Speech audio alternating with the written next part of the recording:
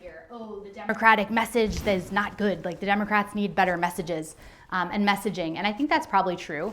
I also think that Democrats need better messengers and people who can make the connection because they've served on like local budget committees between what's happening in DC, what's happening in Concord, and why our property taxes are so freaking high.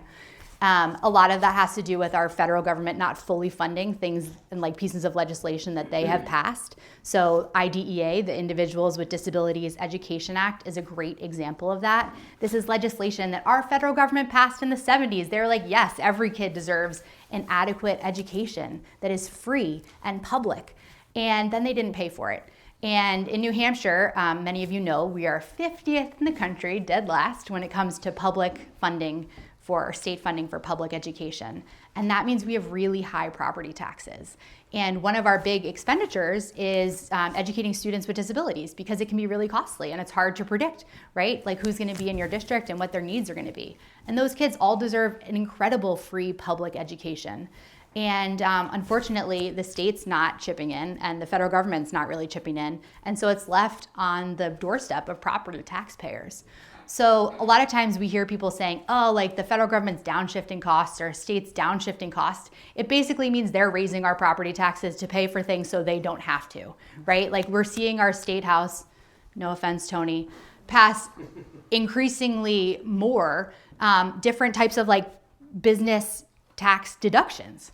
Right? Like they're saying, oh, we're going to cut the business enterprise tax. Oh, we're going to cut the business profits tax. We're just going to raise the fees and charge everyone who has a bike in New Hampshire $50, right? And it's like, that's not serious government. That's not what we're doing. So when it comes to middle of the road, like I think that that's one of the assumptions that our policymakers have wrong about New Hampshire. And that's why I've made it my job to listen to people. And things that I've learned listening are that like everyone in New Hampshire that I have spoken with agrees on what the problems are. It's crazy, like independents, Republicans, like most people agree on what the problems are in this country and like why our healthcare system is so broken, like that we need housing to be more affordable and we need more of it. And yet we're still in a state where like that's not happening and we're living in a federal government that's not prioritizing that. And so when it comes to middle of the road, like I think that I can be the best person to represent what most people in New Hampshire want because most people agree on what we want and it's better healthcare and better public education and like less chaos and uncertainty in our leadership. But it also means recognizing like the places you can work across the aisle. So like bipartisan things. Housing is a great example. A lot of potential there.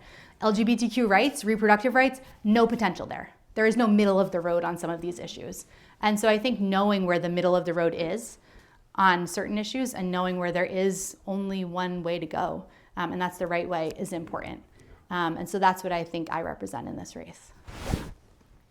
Other questions?